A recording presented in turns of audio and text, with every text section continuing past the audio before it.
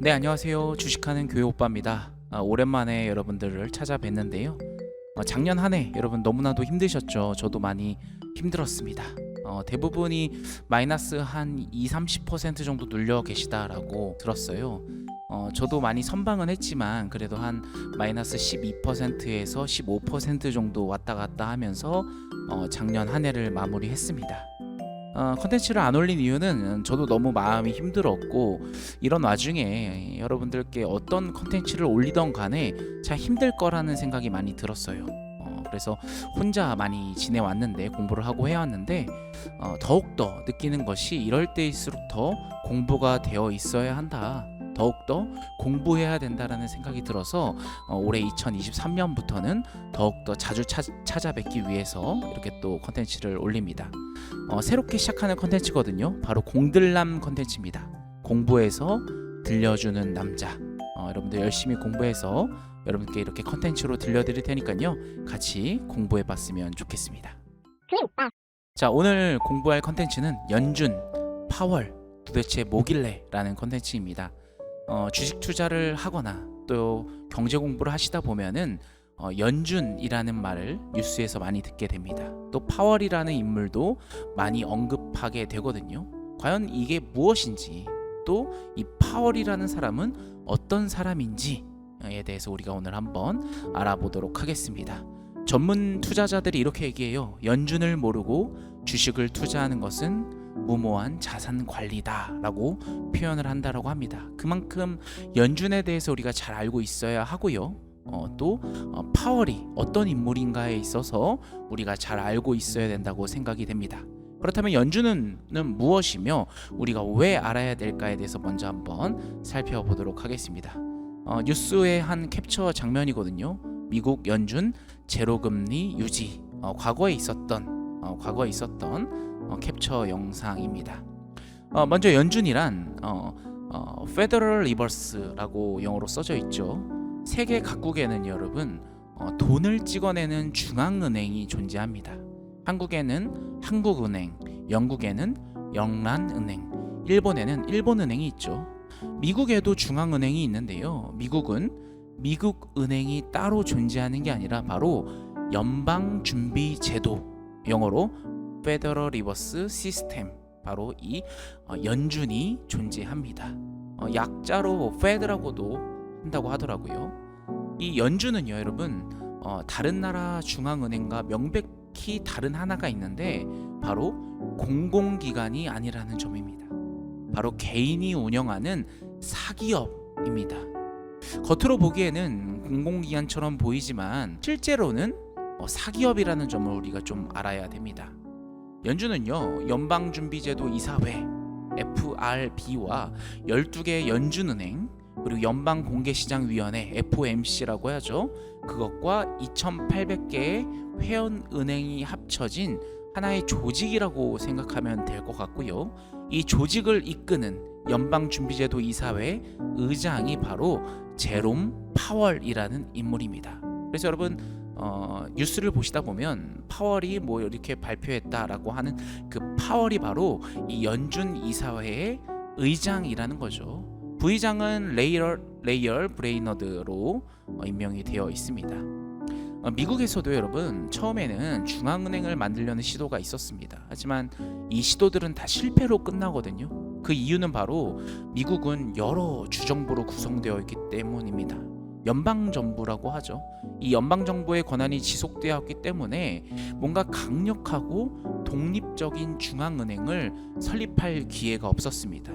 또 이 미국인들의 특징이 뭔가 권력이 한 곳에 집중되는 것을 굉장히 싫어하거든요. 그러다 보니까 이 중앙은행이라는 이 설립이 굉장히 지연되었던 것이죠.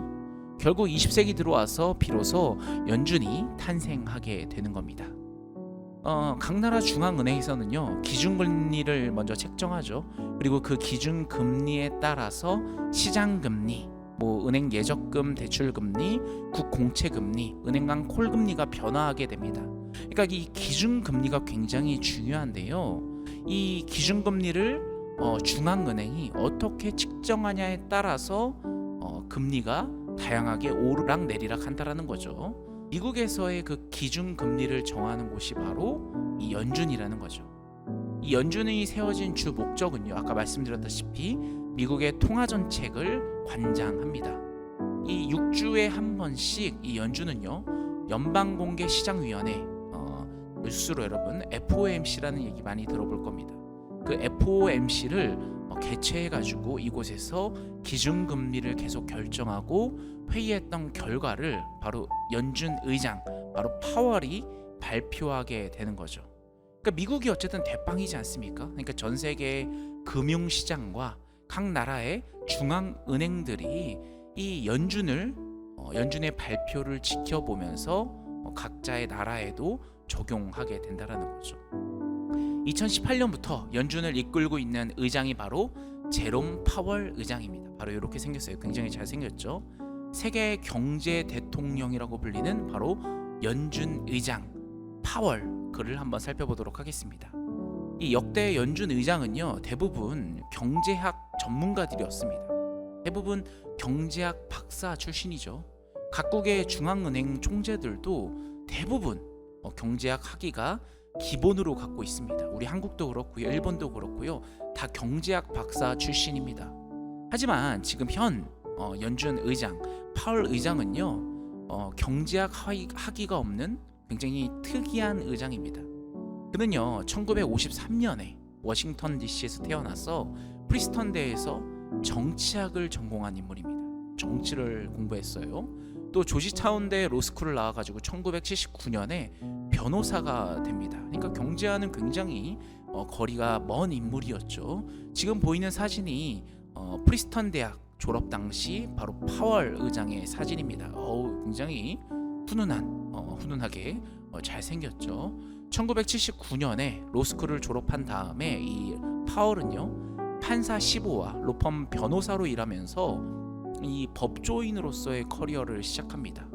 그런데요, 5년 후에 이 파월은요, 갑자기 투자은행업계로 뛰어들기 시작하면서 이 자신의 분야를 경제 분야로 방향을 틀게 됩니다.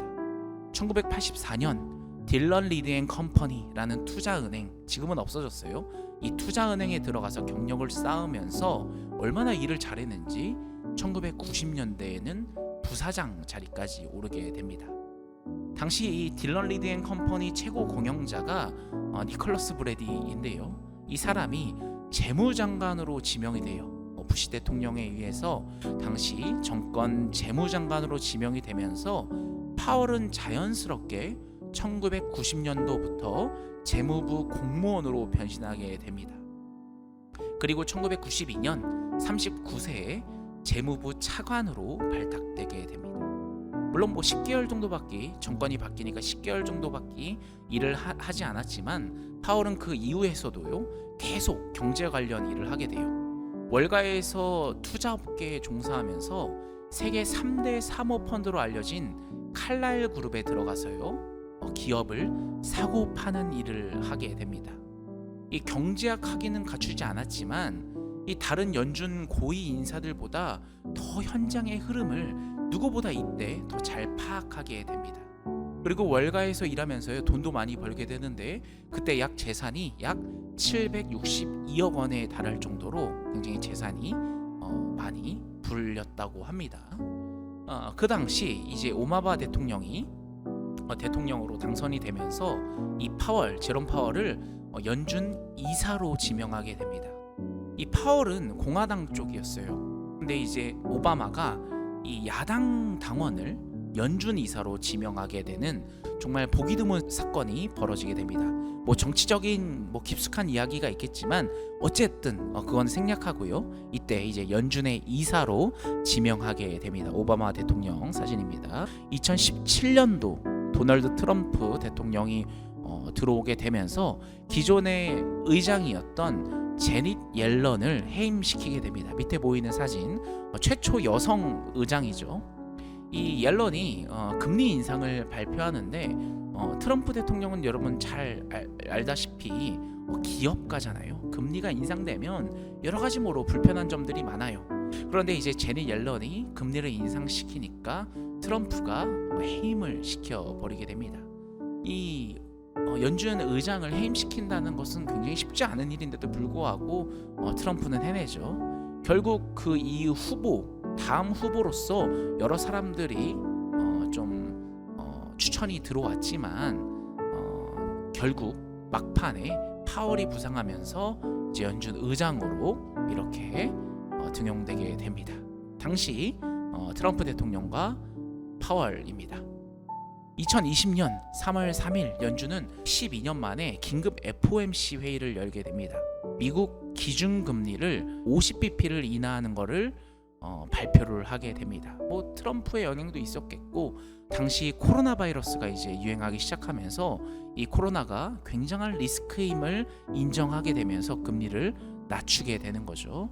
더 나아가서 3월 15일에 긴급 FOMC를 한 번 더 열면서 파월은 기준금리를 완전 제로까지 낮추게 됩니다. 어떻게 보면 제로 금리가 정말 몇십 년 만에 다시 등장하게 되는 거죠. 또 무제한적인 양적 완화를 들어가면서 채권을 사들여요. 그리고 그 현금을 시장에 풀어놓는 버냉키식 경기 부양을 시행을 하게 됩니다. 그러니까 돈을 굉장히 나라에 많이 풀게 되는 거죠. 그러면서 연준의 채권이 쌓이게 되면서 2020년에 약 4조 달러였던 연준 자산이 2021년 1년 만에 약 9조까지 2배로 늘어나게 됩니다. 이게 무슨 말이냐? 정말 천문학적인 돈이 뿌려지게 된 거죠. 돈이 많이 뿌려졌다면 이제 어떻게 해야 돼요, 여러분? 다시 걷어들이는 게 당연히 순리겠죠. 2021년 11월 테이퍼링을 발표하고요. 또 2022년 금리 인상이 유력하다라고 알려지게 됩니다. 이제 트럼프 대통령은 끝나고 바이든 대통령이 임기를 시작하게 됩니다. 승리해서 트럼프의 흔적을 굉장히 지우려고 했지만 아직 코로나 사태가 마무리되지 않아서 이 시장 변화에 불안감이 좀 요소가 되는 거예요. 그래서 의장을 바꾼다라는 것도 굉장히 큰 불안적인 요소라고 생각을 했는지 그 임기를 2026년 3월에 끝나게 됩니다. 이제 어떻게 보면 두 번째 의장을 하게 되는 거죠. 이 파월에게 있어서 가장 중요한 임무는 일단 코로나 사태 때 펼쳤던 이 통화 정책을 다시 해결하는 거고요. 또 더 나아가서 러시아와 우크라이나 침공에 따른 원자 재난과 또 글로벌 공급망 병목까지 겹쳐서 이 미국 소비자 물가 상승률이 굉장히 최고 수준으로 치솟게 됩니다. 물가가 상승하니까 당연히 금리도 올라야겠죠. 미국 물가가 오르는데 파월은 금리를 좀 올린 데 있어서 굉장히 천천히 반응합니다. 굉장히 비관적으로 일시적이다 하면서 좀 빨리 올렸으면 좋겠지만 결국 금리를 비난에 시달리면서 늦게라도 끌어올리게 됩니다. 굉장히 저금리를 선호하는 투자은행가였고 코로나 때 그렇게 돈을 풀어대던 사람이 금리를 과감하게 올리기에는 좀 힘든 면이 있었겠죠. 결국 2022년 6월 15일 기준금리 자이언트 스텝이 현실화됩니다. 물가 상승 8.6% 수치 발표 이후에 기준금리를 75bp를 인상한다고 밝히게 됩니다. 정말 28년 만에 최대 폭으로 금리가 크게 올리게 되고요. 그 이후에도 금리 인상 가능성을 예고하게 됩니다.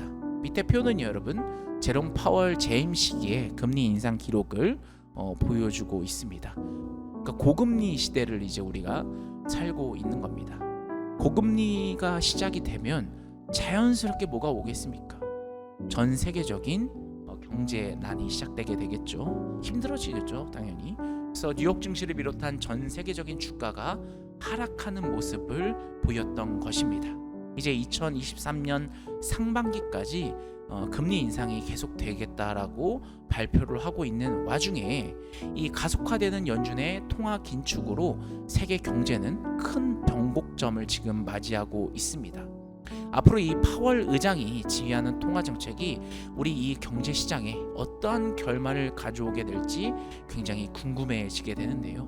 그러니까 우리는 앞으로 경제 공부를 하면서 또 주식 시장에 머물러 있으면서 이 연준의 발표와 파월의 발언 내 굉장히 민감하게 우리가 반응할 필요가 있다라는 거죠. 그러니까 이 부분을 우리가 꼭 알고 공부해야 된다는 겁니다. 여러분 여기까지 공들남 공부해서 들려준 남자 바로 연준과 파월이 어떤 인물인지를 우리가 한번 살펴보았습니다. 더 자세한 내용들은 여러분 댓글로 좀 남겨주시고 궁금한 내용들도 댓글로 남겨주시고 더 추가적으로 그 이후의 스토리는 제가 또 계속 올려드리도록 하겠습니다. 오늘은 여기까지입니다. 수고하셨습니다.